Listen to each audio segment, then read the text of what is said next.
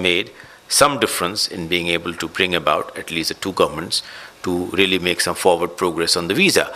And I think that if the visa liberalization had been somewhat interrupted by these events, that does not mean that it should be really given up to go back to square one.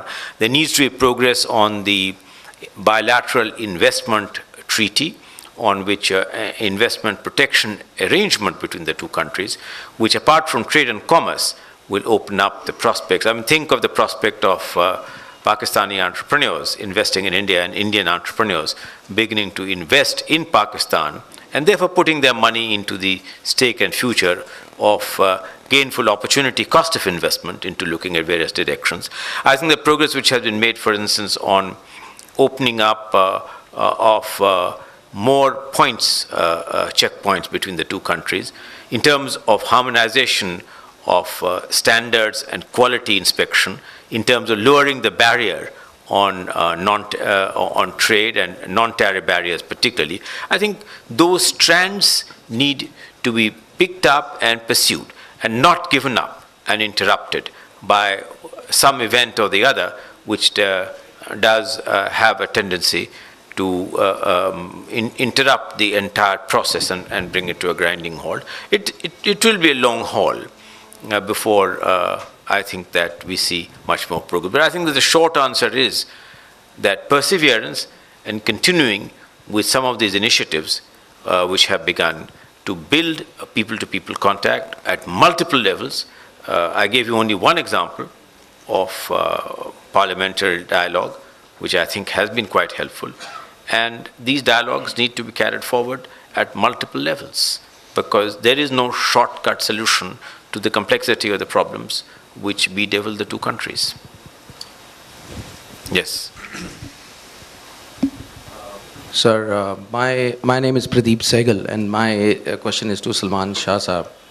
That the facts show us that till 65, India and Pakistan were trading more or less on the MFN status, and Pakistan's total exports, out of the total exports, 75% was to India, and out of the Pakistan's total imports, 50% was from India. That was the kind of volumes we were doing.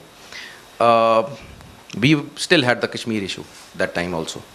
My question is that in your perception, when do you see that we will be able to achieve those kind of levels? And what would be, I know I'm being too demanding, but what would be the time frame in your mind, and what would be the top factors which will take us there? That's my question, sir. I think you need to, as I said at the end of my comments, that the leadership of India and Pakistan have to really make up their minds that this is something which we need to do. And once you make up that mind, then you can do it quickly. Then you don't have to wait for 60 years for things to happen. Then you can say, okay, the next 5 years, these are the things which we will get, and we'll clear it out, and our parliaments will work and get the ball rolling, and it will be the BJP will be on board, and the Congress will be on board, and PML is on board, and PPP is on board, and everybody is working toward this goal that yes, you can do it. But if everybody is on different tracks, then every incident will, then the snakes and ladder story will continue. So we have to put an end to that snakes and ladder story, and that can only be put to an end by good, strong leadership who really are going to make all these changes. Because in this global world, your neighbors are very, very important. You have to be able to complement each other. If Pakistani industry can get stuff from Indian industry and be more competitive, you have to do it. And similarly, in case of India also. So I think this zone of prosperity has to spread. And, if from Central Asia to East Asia and South Asia, this can become one big chain of trade and investment and capital. And but we are totally almost oblivious to that fact, because Neither our media, nor the civil society, nor the governments, nor the leaders are spelling out the vision. I think we need to spell that vision out now. Okay, I think that time is running on money.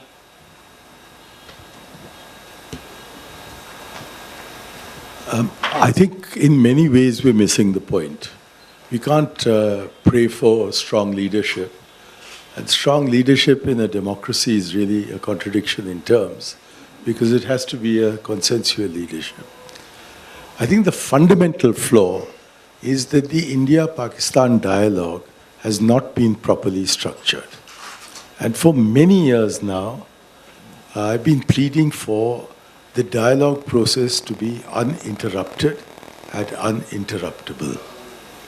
And if we don't make it uninterrupted and, more importantly, uninterruptible, then incidents which you described as small incidents are regarded on the other side of the border as overwhelming incidents. And I don't think we should be getting into a semantic argument on that. Furthermore, the relationship between the two countries is so fraught that this least thing disturbs the equilibrium. And we have our media on either side. You have Nawai Waqt, my apologies to Arif. And we have Arnab Goswami. And unfortunately, our politicians listen to these hawks much more than they do to sound sensible advice. So what we need to do is to structure the dialogue in such a way that irrespective of what happens, the dialogue itself continues. And I'm very happy to see that your foreign minister has come to Delhi and said that she's in favor of an uninterrupted and uninterruptible dialogue. She's been to the United Nations. She's repeated the phrase there. And I have met her to explain to her what I mean by an uninterrupted and uninterruptible dialogue. Unfortunately, our foreign minister is not willing to concede this. And therefore, we have an interrupted and an interruptible dialogue, which in other words is a snakes and ladders dialogue. So the expectation that we will ever be able to arrive at a modus vivendi without having a structured dialogue process, which is similar to two precedents, is in my view impossible. One precedent is the armistice in Korea, where a ceasefire line was drawn and it was decided that the two sides would have to regularly meet in order to maintain the armistice. And now for the last 50 years, just about 50 years, the delegations of North Korea and South Korea have been meeting at a table which is placed exactly over the appropriate parallel, so that the North Koreans don't have to leave North Korea to come to the negotiating table, and the South Koreans don't have to leave South Korea to get to the negotiating table. And the second precedent which I would like to suggest is the talks that took place in the Hotel Majestic in Paris between the Democratic Republic of Vietnam, that is the Hanoi regime, and the USA with the ARVN and the South Vietnam government present. It never got interrupted, despite the fact that during the Christmas bombing, there was more tonnage of bombs dropped over North Vietnam than in the entire Second World War by both sides. They continued to talk, and inevitably they came to an agreement. Now, if we take these two examples and put them together, you come up with my solution, which is that the negotiating table should be placed on the Wagah-Atari border. There are excellent arrangements for it now, and we should have fixed periodicities at which people come and talk, that the range of subjects cannot be refused by the other side, that each side chooses one, perhaps two subjects to be discussed at the next round. And they have also, if possible, a single list. And where it is necessary, we should follow the Indian practice in Parliament of a 0 hour. That is, we first begin the negotiation every time by bitching against each other, so that we can go back and tell Arif Nizami and Arnab Goswami that we haven't compromised with the other side, and allow the discussion to go on to the point where we come to agreement. And my own experience of negotiating with Pakistan is that once an agreement, once a dialogue is permitted to take place, there is simply no country in the world with whom we can arrive at a solution as quickly as we can with Pakistan. And you mentioned the European Union, you mentioned 1971. Well, it was 1971 that it was decided that there would be a joint declaration of intent annexed to the Treaty of Accession of the United Kingdom to the European Economic Community. And that stipulated that the Commonwealth countries of South Asia would be given special treatment. But by the time I got to Brussels in 1973 to try and negotiate these arrangements, Bangladesh had been born, and neither India nor Pakistan nor Bangladesh had any diplomatic relations with each other. So we chose the Sri Lankan mission in which to meet secretly, hoping that nobody from RAW or ISI was watching us having lunch together. And by the time your summit took place of the OIC in Lahore, and Sheikh Mujibur Rahman came across, and a relationship was established with Bangladesh, there were no further problems left to solve. We'd already worked it out. And so I'm deeply convinced that an Indo-Pakistan relationship has to be structured properly, and to ask for a mindset change without structuring the dialogue is to put the cart before the horse. We have to accept that mindsets are pretty frozen. My own view is that the Pakistan mindset has moved and the Indian mindset hasn't. I think we're still caught up in several incidents of the past. But you greatly helped us to maintain the old mindsets by not taking action on 26/11. And I don't expect you'll ever take action on 26/11. I don't think you will. I don't think you'll take action on these small incidents, as you put it, at the border. And unfortunately, there are very strong forces in India which think that these so-called small incidents are far more important than having a good relationship with Pakistan.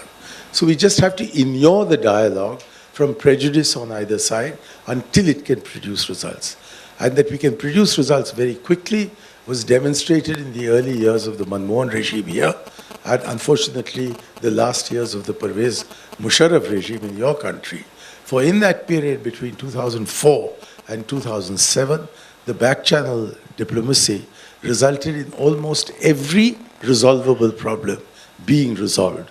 And if Pervez Musharraf hadn't quarreled with the judiciary, or if Dr. Manmohan Singh's visit to Pakistan had been planned by Allah Ta'ala in February instead of March, we'd have made huge progress by now. So let's just ignore the ups and downs which are inevitable in the India-Pakistan relationship from the dialogue itself, so that we get to sensible solutions in a sensible period of time. Thank you. Do I have the opportunity to make a statement? I also actually incidentally happen to be a former finance minister of Pakistan. So if I may try and supplement what my colleague Dr. Salman Shah has said, I'll be very brief. You see, I have a sense, and I've served in the United Nations for 7 years, that India is beginning to feel that it's an emerging superpower and is beginning to behave as it should, given its demographics, like a big country, and wants now to promote relationships with ASEAN +3, with China and APTA and so on and so forth, rather than worry about these small little countries in South Asia like Pakistan and possibly a few others. So I think the mindset of India is also beginning to change, and there is, in that sense, much less of a perception of the need for stronger trade ties within the South Asian region. Rather, the focus of India is moving towards bigger trade relationships. So now, in this kind of a mindset, how does SAARC fit in? That is what I'm not clear on. How much importance, really, fundamentally speaking, does India attach to SAARC and thereof to SAFTA? Is that a question or a comment? Well, I think that, let me say this, that certain facts are inevitable. The fact that we have in the last 10 years demonstrated exceptional economic growth is on record. The fact that trade as a percentage of GDP, which up to 92, 93 used to be a minuscule 12% of GDP, is now 48% of GDP, is one component on the extent to which India itself has become integrated into the larger canvas of the free world. And I think that if you are really implying that, we have begun to behave like a large power, there are these statistics which stare us on the face, which will clearly indicate that we have made very significant economic progress. Of course, my friend Mani would say that this is not adequate enough to, and I think very rightly so, get over some of the huge handicaps we have on Human Development Index and so on and so forth. But this is the reality that in the last 10 years, the rates of economic growth have been very high. Now, whether this means that the interest has got deflected from the problems of the neighboring countries, problems of the SAARC, the importance of the SAARC, I don't think that would be a fair conclusion to draw, because if you look at the canvas in this totality, on the one side, there is this growing economic strength of India, both not so much in the manufacturers, but very largely in the services sector. And I think that we are beginning to also become conscious of the fact that merely by getting ourselves clubbed as a brick economy does not necessarily, it's not the end of the day for us.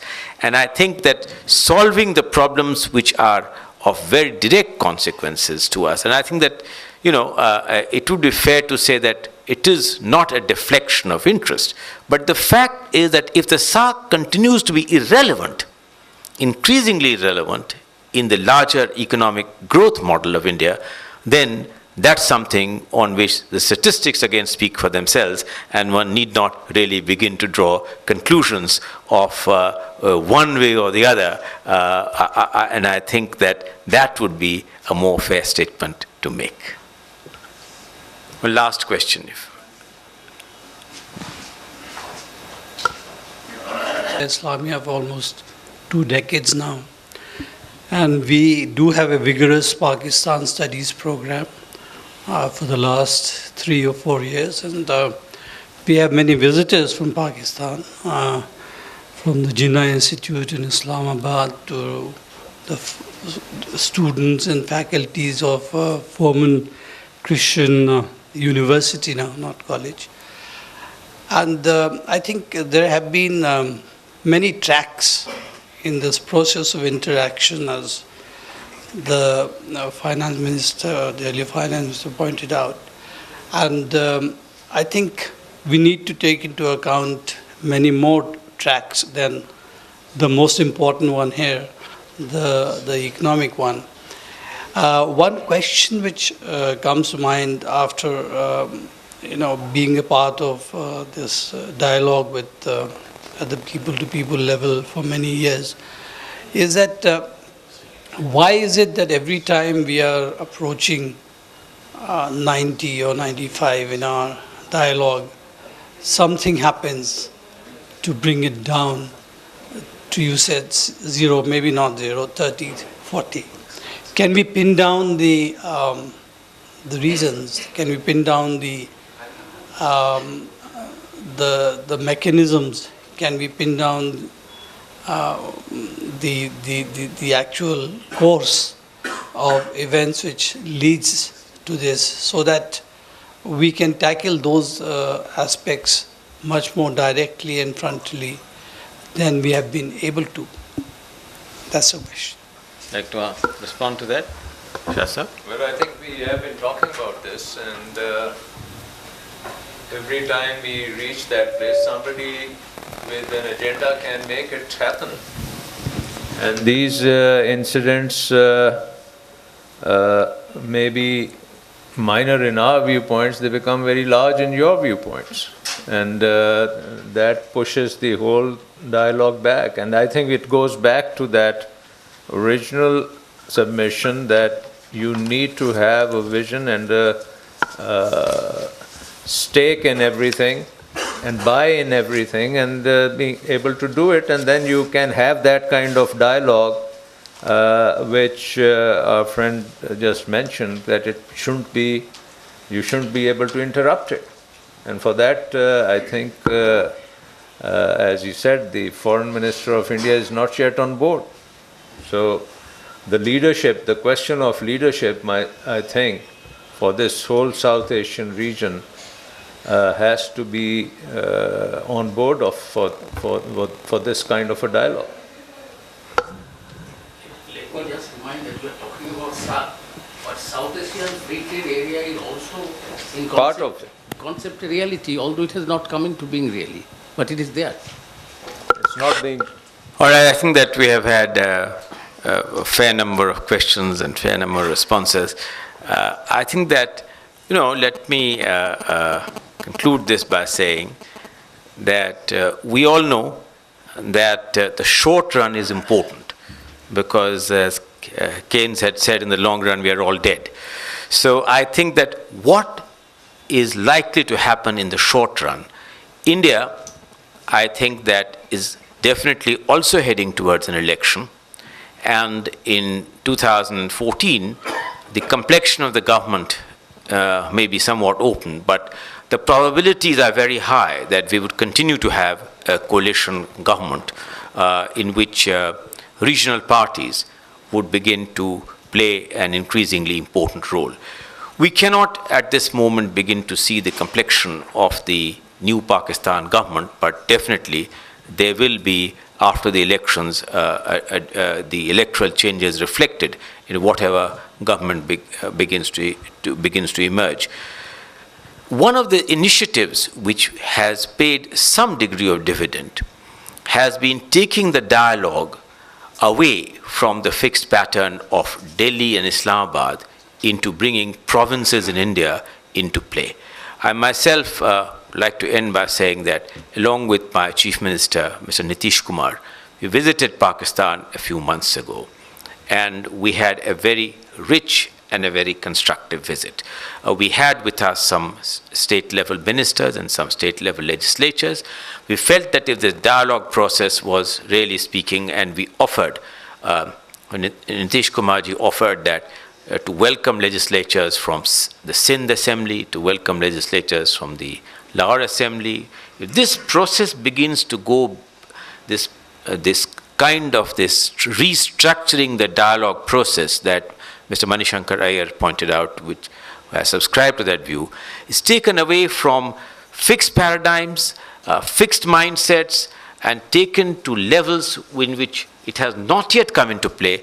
I have a feeling it will have gainful multiplier effects, particularly since in India, I do not see a monolithic kind of a government taking shape. So I think that if regional parties, if other political parties are really begin to take an increasingly important role, I think the process of this dialogue can become enriched by the kind of diversity of the political spectrum which this India's entire political dynamics represent. It would also equally perhaps be true of Pakistan, because my own impression seems to be, traveling quite a bit in Pakistan, that there is a fair amount of diversity there, and the dialogue process can be greatly enriched by, I think, taking the dialogue away from Delhi and Islamabad into bringing other provinces into play. That, I think, is also a very gainful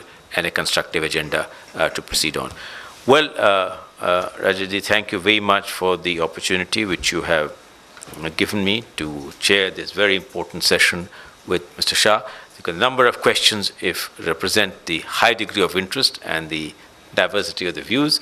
We can carry on for long, but we have now overshot the time already quite a bit, and I think we might like to make some housekeeping announcements. Right. No, thank you, Mr. Singh, for skillfully chairing this session. And also, on behalf of ICRIER, let me express our gratitude to Dr. Shah for this wonderful address and to the floor for the very engaging participation. I think we've all earned our dinner, which is going to be served outside. And before we adjourn for dinner, let me say once more what I said in the morning.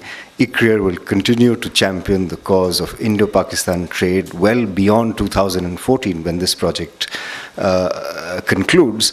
And we will continue to do that even 2015. We will continue to do that. Yes, we are. Yeah, the 2015, we will do it even beyond the elections. We will continue to support the cause of Indo-Pakistan trade. And hopefully we would have created another community of researchers who will jump on to the bandwagon and continue the good work that Professor Nisha Taneja and her team has started. Thank you very much.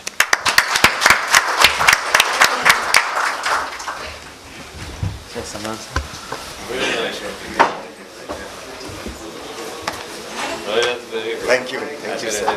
Thank you. Thank you.